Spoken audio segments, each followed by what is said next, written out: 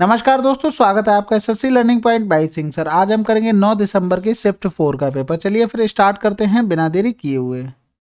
दो समरूप त्रिभुजों की संगत भुजाओं का अनुपात इतना है तो दोनों त्रिभुजों के क्षेत्रफल का अनुपात क्या होगा। तो देखो S1/S2 बराबर होगा A1/A2, बट क्या होता है साइडों का होल स्क्वायर हो जाता है। तो देखो 5√5/√7 बराबर A1/A2 हो जाएगा और इसका हो जाएगा होल स्क्वायर। तो आंसर क्या आ जाएगा 5/7। अगला सवाल करते हैं। बी कॉस थीटा बराबर इतना दिया था, यानी कॉस थीटा बराबर हमें दिया गया था A/B, यानी कि यहाँ से लिखेंगे तो ये थीटा हो गया, ये आधार बी हो जाए ए हो जाएगा, ये बी हो जाएगा, यानी कि यहाँ से ये निकालेंगे तो बी स्क्वायर माइनस का ए स्क्वायर हो जाएगा। कोसेक थीटा क्या हो जाएगा, साइन थीटा होता है लंब बटे कर्ण, कोसेक थीटा उल्टा हो जाएगा यानी कि कर्ण बटे लंब हो जाएगा, यानी कि B/√B² माइनस का ए स्क्वायर हो जाएगा। प्लस में कॉट थीटा क्या हो जाएगा, आधार बटे लंब B² माइनस का ए स्क्वायर। तो एलसीएम लेंगे, यहाँ से लिख सकते हैं B माइनस का ए, B प्लस का ए, यहाँ से इधर लिख सकते हैं तो B प्लस का ए, यानी कि B प्लस का ए है तो रूट ऊपर पहुंच जाएगा, यानी कि B प्लस का A/B माइनस का ए। आंसर आ गया। अगला सवाल। दो व्यक्ति P और Q एक साथ किसी कार्य को 36 दिनों में कर सकते हैं। P Q से 3 गुना कुशल है, यानी कि Q 1 है तो P 3 है, यानी कि 3 1 4 गुणे 36 टोटल वर्क आ गया। Q अकेले उस कार्य को कितने दिनों में कर सकता है। Q की इफिशियंसी 1 है, यानी कि 144। अगला सवाल। यहाँ से एलसीएम निकालना, तो सिंपल सी बात है, ऊपर देखो एलसीएम कुछ कॉमन आ रहा नहीं आ रहा तो यानी डायरेक्ट गुणा होगा। 5 15 7 105 आ गया। तो देखो यहाँ से नीचे नीचे क्या आ जाएगा, एलसीएम में 2 आ जाएगा। सिंपल सी बात है, और तो कुछ कटना नहीं है बस। अगला सवाल करते हैं, नहीं करोगे चलो। देखो 2 दूनी 4 1 5 मिल गया, यूनिट डिजिट 5 मिल रहा है, 2 एकम 2 1 3 3 मिल रहा नहीं होगा। 4 पंजे 20 1 21 4 तो हो ही नहीं सकता, जब हमारा एचसीएफ ही नहीं आया 4 तो कैसे हो जाएगा। 2 8 16 1 17 ये भी नहीं होगा। अगला सवाल अब तो करोगे। x-1/x बराबर इतना दिया था, इसकी वैल्यू निकालनी थी, यानी x-1/x x प्लस 1/x की वैल्यू हमको चाहिए थी, यानी कि x-1/x की तो वैल्यू हमें √12 पता थी। अब इससे हम अगर देखो x-1/x बराबर कितना हुआ √12, इससे अगर हम प्लस वाले पे जाएंगे तो क्या करेंगे, हमने बताया था अगर इसको a मान लेते तो a का स्क्वायर, प्लस वाले पे जाएंगे तो 4 हो जाएगा, यानी कि √12 का स्क्वायर 12 हो गया, प्लस का 4 हो गया, 12 4 16, यानी कि यहाँ से आ गया 4। तो गुणा करेंगे 4, यहाँ से लिख सकते थे 4 3 12, तो 2 2 आ जाएगा, यानी कि गुणे 4 गुणे √3। आंसर आ गया 4 दूनी 8 √3। अगला सवाल। दो उम्मीदवारों के बीच एक चुनाव में एक उम्मीदवार जिसे डाले गए मतों का 64% प्राप्त होता है, वह इतने मतों से बहुमत से निर्वाचित हुआ। डाले गए मतों की कुल संख्या सिंपल है भाई, एक को 64 हुए तो दूसरे को 36 हुए होंगे। डिफरेंस कितना है, 14 से 6 गया 8 बचा, 5 से 3 गया 2, 28 की वैल्यू दी गई थी 252। तो देखो 4 8 32 यानी कि यहाँ से हो सकता था, कुछ हो सकता था। चलो करते हैं, सिंपल सी बात है। 4 7 28 हो गया, 4 6 24 हो गया, 4 3 12, 7 9 63, 900 आंसर। अगला सवाल। बाई प्लस 1/बाई बराबर इतना इसकी वैल्यू चाहिए, यानी कि इसके लिए हमें माइनस पे पहुंचना पड़ेगा। तो यहाँ से माइनस पे जाने के लिए क्या करेंगे, अगर इसको ए मानते हैं तो क्या करना पड़ेगा हमें, ए का स्क्वायर, माइनस वाले पे जाना तो माइनस का 4। तो यहाँ से 11 11 में 121 माइनस का 4 करेंगे तो यहाँ से आ जाएगा क्या 17, यानी कि 117 आ गया। समझ में आ गई। इसको लिख सकते थे 93 में 117, यानी कि 3√13 हो गया। तो अब इसको निकालने के लिए क्या करना पड़ेगा, होल क्यूब, माइनस है तो प्लस हो जाएगा, ठीक है, अगर प्लस होता तो माइनस हो जाता, 3 गुणे 3√13 हो जाता। तो यहाँ से देखो इसको लिख सकते थे 3 3 9 13√13 प्लस का 3 3 9√13, 9√13 यहाँ से ले लेंगे अगर कॉमन तो क्या बचेगा, 9 बचेगा, 9 तो चला गया और √13 चला गया, 13 1 14 हो जाएगा। यहाँ से करेंगे तो कुछ गलत कर दिया क्या यहाँ पर, अच्छा हाँ यहाँ पर एक चीज गलत हो गई, बिल्कुल ध्यान नहीं देते हो आप लोग, भी तो ध्यान दे सकते हैं। यहाँ पर करेंगे तो 3 3 9 3 27 आ जाएगा, यानी कि यहाँ पर बचेगा क्या, देखो ये चला गया था ये चला गया था, यानी एक 3 भी बचा था। तो 13 3 39 करेंगे ना, 39 और 1 40, यानी कि हमारे पास 40 बचेगा। यहाँ से 9 चौक 36 360 √13 आंसर हो जाएगा। अगला सवाल। एक वृत्त के त्रिज्यखंड का क्षेत्रफल इतना, त्रिज्यखंड का कोण इतना, तो वृत्त की त्रिज्या बतानी थी, यानी कि πr² थीटा बटे 360, यही होता है एरिया का फार्मूला। बराबर क्या दिया था 88 दिया था, यानी कि 22/7 r² थीटा था 45 बटे 360 बराबर हो गया 88। तो यहाँ से ये 8 बार चला जाएगा, 22 चौक 88 हो गया। यानी कि आर स्क्वायर बराबर लिखेंगे तो 7 गुणे 4 गुणे 4 दूनी 8 हो गया। जब रूट लेंगे तो 4 तो बाहर आ जाएगा रूट के, 7 दूनी 14 रूट में रह जाएगा, इधर हो जाएगा आर। ठीक है, आंसर आ गया हमारा। अगला सवाल, एक राशि 50% प्रतिवर्ष की दर से साधारण ब्याज पर कम से कम कितने वर्षों में स्वयं के 4 गुना से अधिक हो जाता है। अब देखो, हमने अभी कुछ ऑब्जर्व किया है कि एसएससी सवाल तो बना रही है, लेकिन उसमें पैटर्न थोड़ा सा चेंज है, क्योंकि नए नए टाइप के क्वेश्चन, इस टाइप का कभी नहीं पूछा कि थोड़ा सा अधिक। तो सवाल को लगेगा इजी अगर आपको, चलो देखो नॉर्मल यहाँ से करते तब भी आ जाता। अब 4 गुना कह रहा था 4, यहाँ से देखो 3 ब्याज मिल गया, तो 3 ब्याज मिला, किस पर मिला, 1 पर मिला। रेट 50 थी, गुणा टी करते बटे 100 करते, 50 दूनी 100 यानी कि 3 दूनी 6 वर्ष लगा के आंसर चले जाते। लेकिन नहीं, वो ये कह रहा था 4 गुना से अधिक, और पूर्ण वर्षों में। ये भी नहीं कह रहा था कि आपके सही बटे में आ जाए कुछ होगा, नहीं, पूर्ण वर्ष। तो 6 के बाद अगला वर्ष कौन सा आएगा, 7 वर्ष आएगा। 4 वर्ष से 4 गुना से थोड़ा सा अधिक हो जाएगा।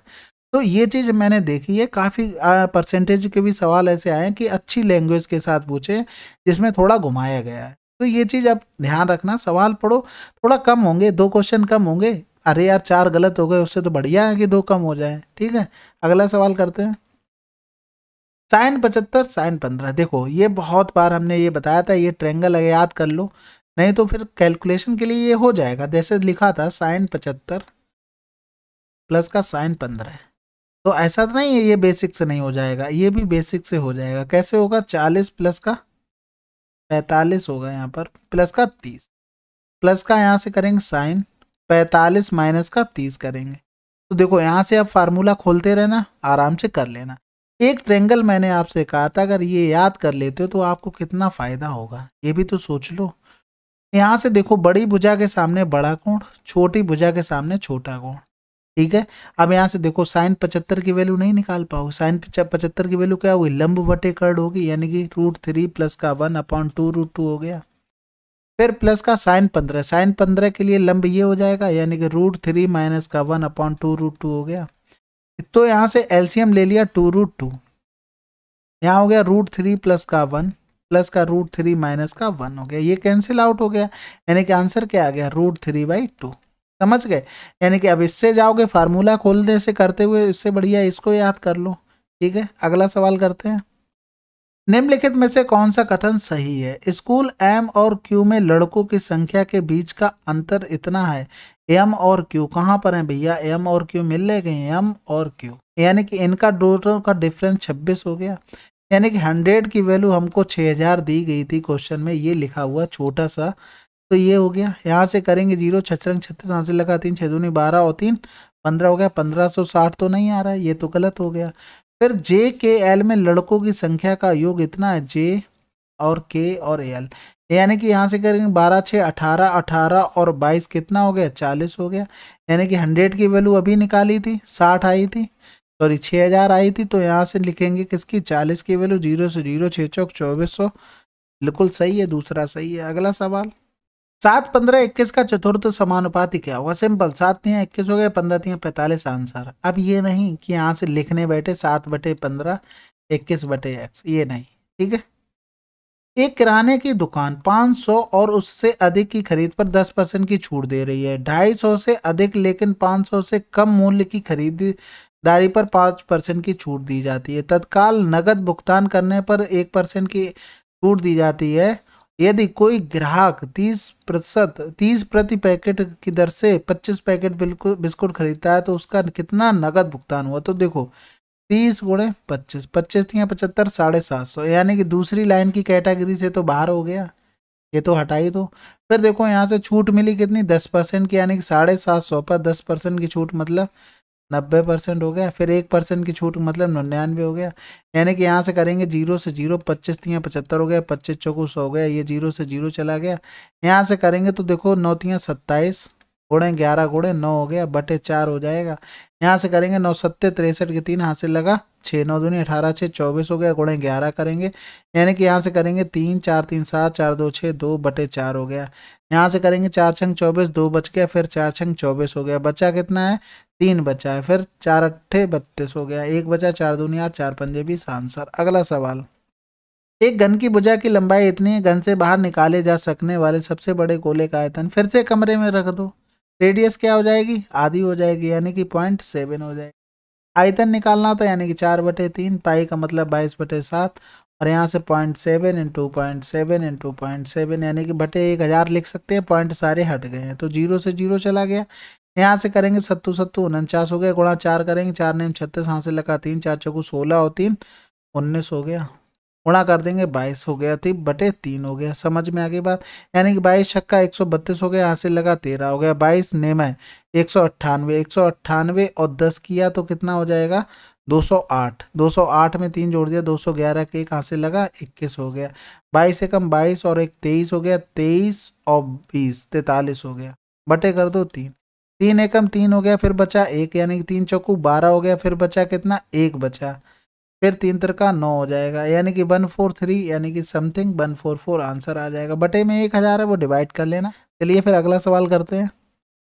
प्रत्येक 6 सेंटीमीटर व्यास वाले एक ठोस गोलों की संख्या कितनी है जिन्हें पिघलाकर 90 सेंटीमीटर ऊंचा और 4 सेंटीमीटर व्यास वाला एक ठोस बेलन बनाया जा सकता है। तो देखो गोले का आयतन 4/3, पाई का मतलब इतना हो गया, आर क्यू का मतलब कितना हो गया 2 3 6, यानी कि 3 गुणे 3 गुणे 3 हो गया।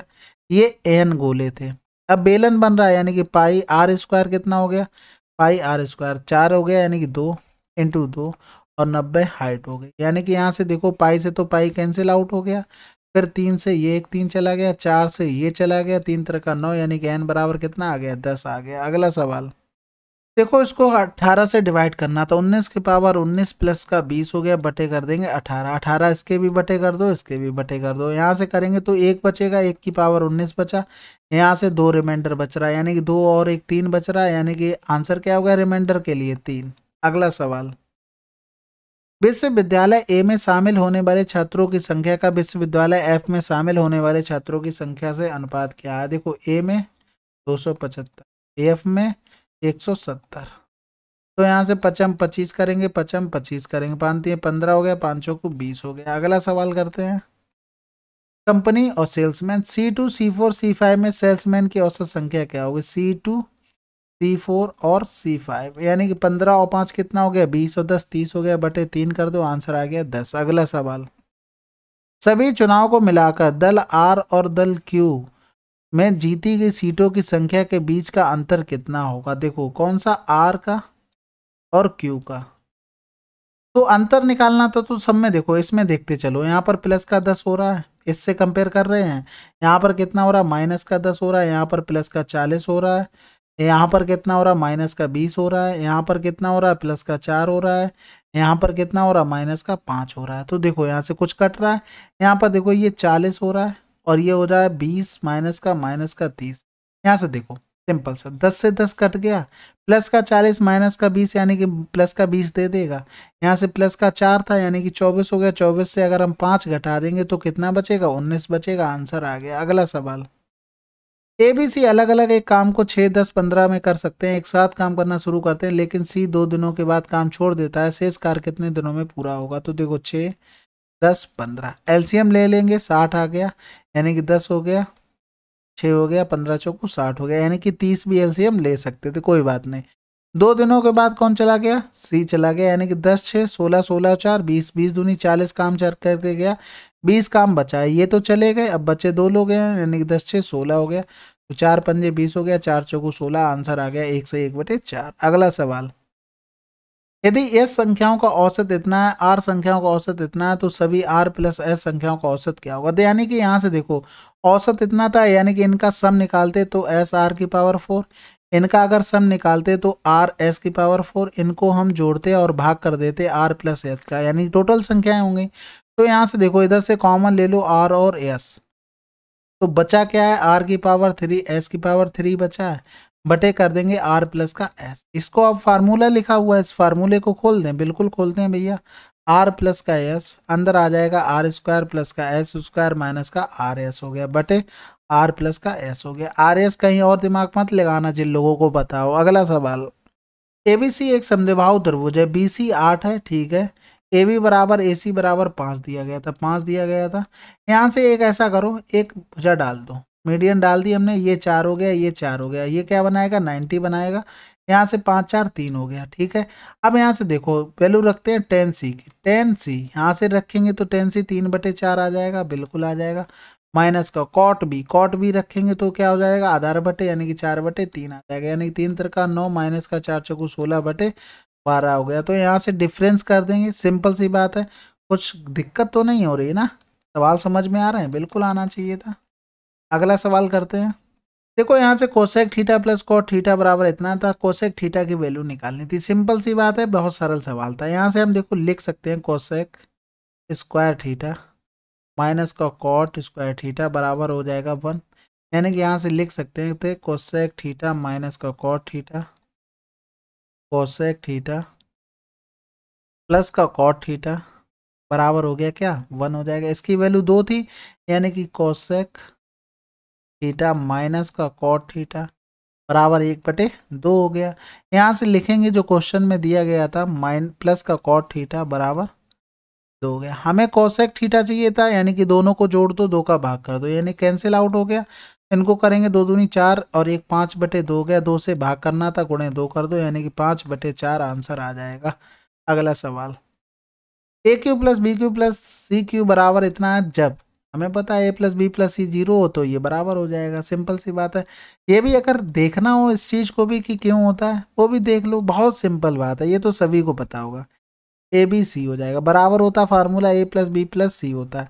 फिर बाकी भी यहाँ से ब्रैकेट में दुनिया की आला लिखी होती। जब ये 0 हो गया तो ये सारे टर्म 0 हो जाएंगे, ये यानी कि इसके बराबर हम क्या लिखेंगे, 0 लिखेंगे, तो ये ऑटोमेटिक बराबर हो जाएगा। अगला सवाल, एक आदमी 2 गांव को इतने में बेचता है, ठीक है, 15% के लाभ पर, दूसरी को 15% की हानि पर, उसका कुल लाभ या हानि बताना था।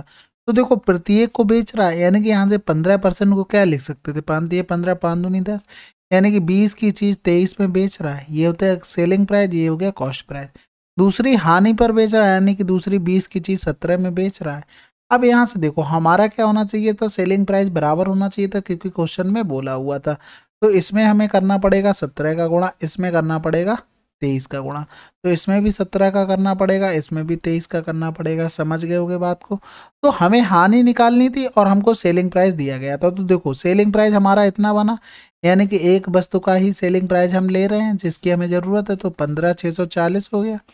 यहाँ से हमें क्या देखो प्रॉफिट हो रहा है या लॉस हो रहा है, यहाँ से देखो डिफरेंस कितना है, 3 है, 17 तियाँ 51 रुपये का प्रॉफिट हो गया। यहाँ पर 3 रुपये का लॉस हो रहा, 23 तियाँ 69 का लॉस हो गया, यानी कि कुल मिलाकर यहाँ प्रॉफिट हो रहा है, यहाँ लॉस हो रहा है, हमें घाटा हुआ।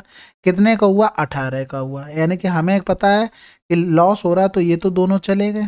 फिर यहाँ से देखो करेंगे तो 17 ने में 153 होता है, बचा 3, 17 दूनी 23 हो गया, 23 चौको 92 हो गया, 18 चौक 72, 720 हानि हुई है। अगला सवाल, चलिए 9 दिसंबर की शिफ्ट 4 आपकी कंप्लीट हो गई है। मिलते हैं अगले वीडियो में, तब तक के लिए जय हिंद जय भारत।